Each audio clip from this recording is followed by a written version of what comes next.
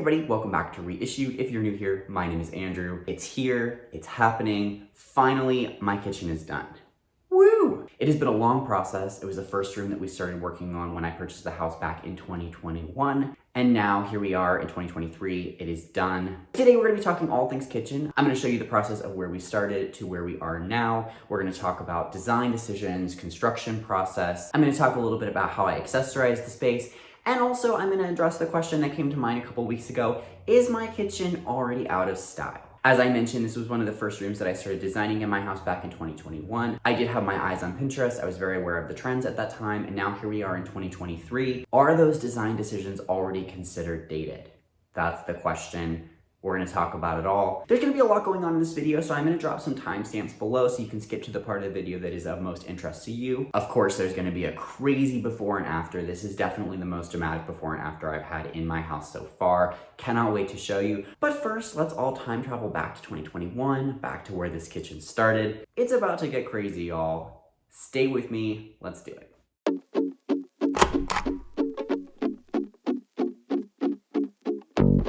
Ugly laminate floors, a bizarre layout, strangely uneven Formica countertops over tile countertops, pieced together old cabinets.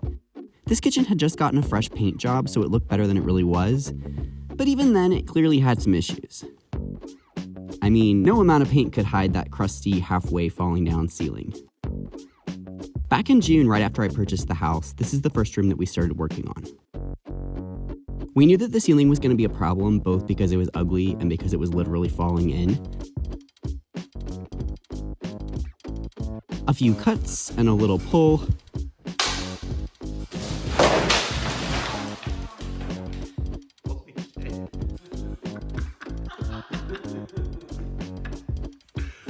Oh. Damn, that's nasty. Oh, it's cool. And it just got worse. Wow. Basically everything had to go. The laminate counters, the tile ones underneath, the random corner wall that, surprise, was concealing the hot water heater, the strange cabinet patchwork.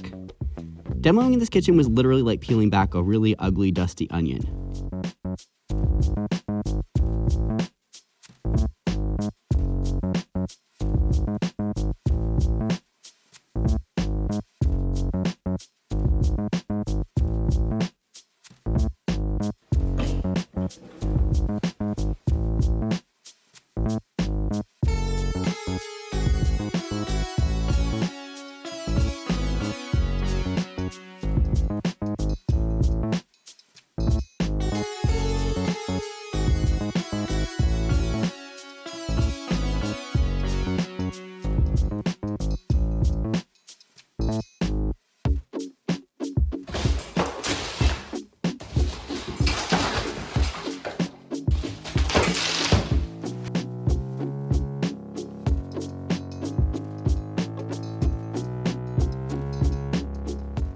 Under the fake wood laminate flooring was a busted up parquet floor that I considered salvaging parts of for another room, until we realized that it was glued with the toughest, stickiest goo known to man. Never mind. And after demoing everything, here's where we stood. Crumbly walls, an exposed hot water heater, big holes where the upper walls had been punched through to run wiring, and a busted wood lath ceiling that was about 3 feet higher than the old drop ceiling. Lovely. I brought in a contractor to level the uneven floors, which was actually fairly simple in the kitchen. Those guys also tore down the lath from the new ceiling, added cross pieces, and installed the beautiful new tongue and groove wood ceiling. Much better. After moving the hot water heater down below the house, we now had a big blank canvas to work with, which was honestly super overwhelming when it came to planning. Starting from scratch always feels a bit too open-ended for me, but here's what I knew. The sink should stay in front of the window, I liked that before. The dishwasher should stay adjacent to the sink. The fridge needed to move off that opposite wall since it was blocking the flow. And the range obviously needed a new home since it was floating out in the open before. Here was my first attempt at a layout. Even though I didn't plan to use any IKEA stuff in this kitchen, the planner is still really helpful and free. I was trying to talk myself into liking some upper cabinets and keeping the range on that side of the room. I don't mind upper cabinets in general when the ceiling is the right height to have the cabinets go all the way up to the ceiling. But with my new super tall ceilings, that amount of cabinetry would be both dysfunctional and disproportionate. So for take 2, I ditched the upper cabinets for all open shelving and flipped the whole layout around. I taped everything out to get some reassurance about my layout, and then we jumped and went with it. Y'all have no idea how many random time-consuming side projects were involved in this makeover. So let me tell ya. First, there was the day that we discovered that there was a chimney just resting on the rafters in the attic above the kitchen. So we removed about 100 bricks out of the 12-foot ceiling one by one. Then there was the plaster repair I've talked about before, which involved drilling holes in the walls, injecting them with conditioner and glue, and screwing them tight until the glue dried before removing the screws and filling the holes with plaster and skim coat. That started as a simple fix for the giant gaping holes, but turned into screwing and gluing every crack and loose piece of plaster in the entire room. Then there was the day that we realized that the window was not quite in the center of the wall, and that it was a little too high. So we removed and reinstalled it about 3 inches lower and 2 inches further left, which might have seemed like a waste of time were it not for the super flimsy framing under the window that could have been knocked out with one swift kick. Not to mention the hours of removing paint from the painted shut window so that it might open again. Then there was the day I touched the door frame and realized that the paint was peeling off like a bad sunburn, which led to months of stripping every single molding in the entire room. All 6 coats of paint from the last 100 years. The idea to take the tile almost all the way up the walls came as an attempt to save time by masking a lot of the damaged plaster and bridging the gap between the old lower walls and the newly uncovered upper walls. I think it ended up complicating things as much as it helped, since the walls basically had to be leveled to ensure a flat surface for tiling. But at least they didn't need to be totally smooth and perfected, or replaced with drywall. So I think it was a good decision in the end. Amidst the work that continued in the kitchen and other parts of the house, I started collecting all the pieces to make up my dream kitchen. Let's call this section Skimp or Splurge. The black and white 12 by 24 tiles came from Lowe's, which was a total skimp. I had originally wanted 12 by 12 tiles, but those are apparently now impossible to find outside of special ordering, especially in this stony-looking charcoal and bone white combo that feels a little more nuanced and soft than a harsh black and white tile would. So I compromised and bought off the rack. And honestly, I love the scale of the 12 by 24 for this space. And the money I saved. Basic unfinished cabinets from Home Depot, skimp. I was trying to avoid having another corner in this space since I think they're so awkward and not very useful, but at the end of the day, seeing all the cabinets in the space felt like no cabinet space at all.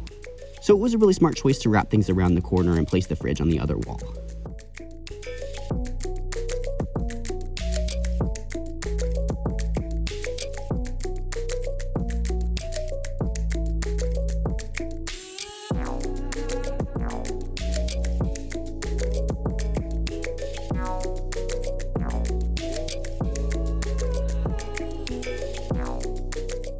Butcher block counters, skimp. Yeah, it's not the most durable thing ever, but it's also not marble, granite, or anything else that would break the bank. Win-win. This is such an exciting time. Cabinets are painted, stove is in, butcher block is starting to go in. It's just getting oiled and drying a little bit. It's all coming together. Appliances, splurge. Frankly, I think that appliances are by nature a bit of a splurge, unless you can find amazing secondhand pieces in good condition, or can scrounge up a matching set with no damage at a liquidation center. I went a little overkill for a range that was front controlled to eliminate the awkward raised back on a standard model. The low back just looks ridiculously chic and makes the cooking area feel bigger. I also shelled out a couple more bucks for the dishwasher that pops open on its own when drying. Then there's the rare gem with the price tag to match that is my IO Retro fridge. This was by no means a smeg level price tag, but it is absolutely the priciest thing in the room and in the house so far. But I just had to have it as a focal point for the room, and for its tall, slim profile that allowed this layout to work. Most other fridges would just be too wide. Now we need to skimp a lot. Chinese hardware bought on sale on Etsy, skimp. Reinstall the old sink, skimp. I had planned to use the old kitchen faucet since I liked the chrome look and thought it looked okay, but when I saw this one for half price on liquidation, I went for it. So we'll call this one a skimp and a splurge. White subway tile that came with a nice discount from a liquidation center, skimp.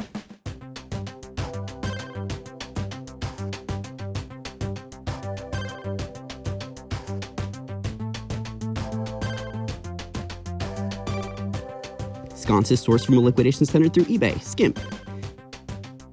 The barrister bookcase turned upper cabinet for dishware and the old wood that we used to make the floating shelves were sourced for cheap through Facebook Marketplace. So pretty.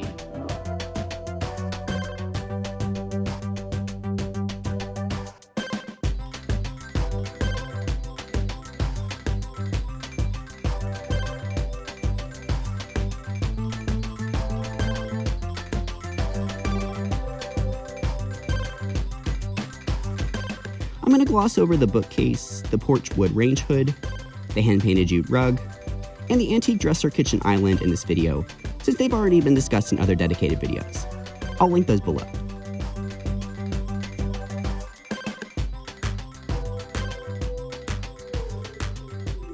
And that brings us to where we are today. In styling the shelves, I started with practical items, coffee pot by a plug, and glassware within reach. Placing larger artwork and taller plants was next, since it was the best way / only way I found to add height and fill in negative space. Smaller potted herbs add texture, and smaller pieces that are kind of useful but mostly pretty are added for color. In the end, zooming in and grouping items that feel similar and at home together was just as important as zooming out and keeping balance within the whole picture.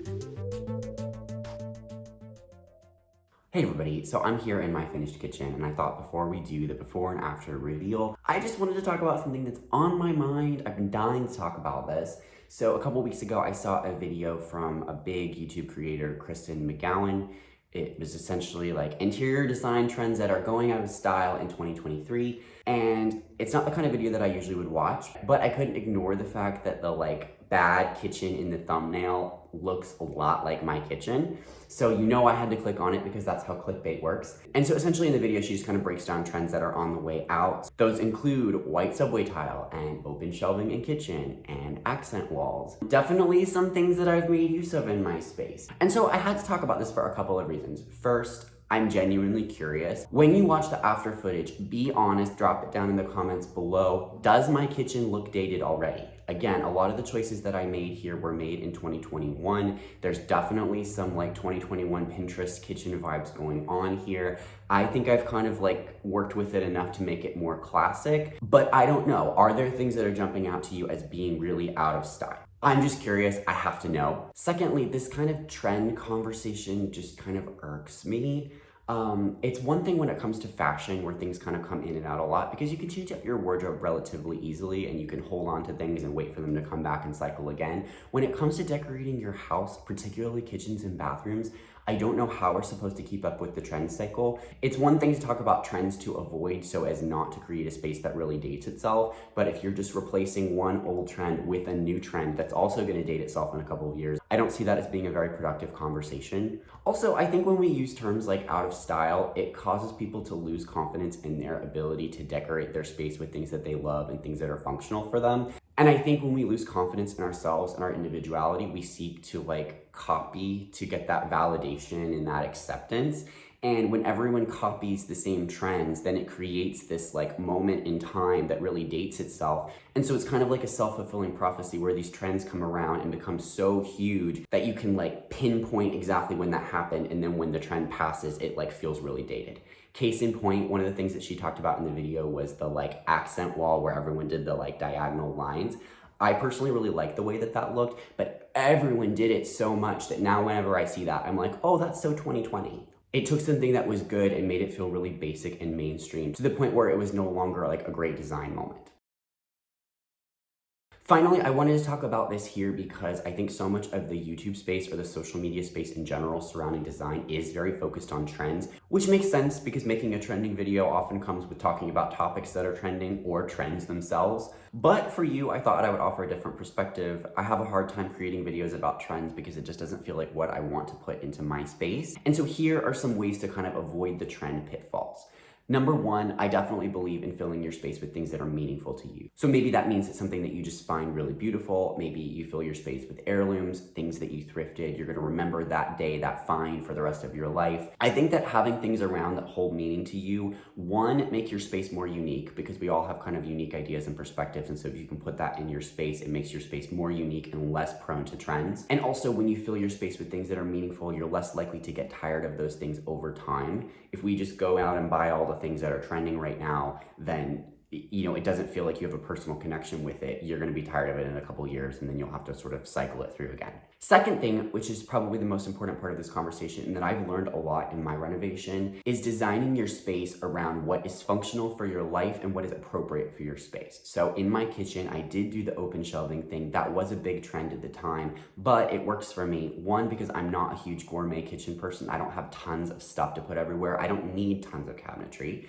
I would prefer to have art and pretty things out. And also the ceilings in this room are really tall, so I was limited in what my options were for upper cabinets. Maybe there would have been more creative solutions to add those in my space. Let me know, I'm curious about that. But I think for me, for my life and for my space, open shelving was a great choice. I can see how that would not be functional for everybody else, and so I see why that trend is kind of waning because people don't have enough storage. And my third tip for avoiding the trend pitfalls is when you do see content that you want to sort of replicate, if you see a video and you're like, that's a great idea, I want to use that in my space, maybe it's one of my videos, I would encourage you to acknowledge what parts of that project that you like and what would work for you, but then make it your own and find ways to make it feel unique to your space and to your home and to your life. And so it's less likely to fall into this trend that's going to look really dated in a couple years and more likely to feel a little bit harder to place and therefore timeless and will last forever. All right, everybody, thank you so much for taking the time to watch this video. I really appreciate you being on this home renovation journey with me. If you want to see more videos like this, hit the subscribe button. Also, if you like this video, hit the like button. That really helps my video to perform well within the YouTube algorithm and all that good stuff. Maybe if you want to see more content like this and less trend-focused content. Also, be sure to check out the home makeover playlist. I'm putting all my renovation-related videos in that playlist. You can watch them all at once. I cannot wait to show you this before and after. Let's do it.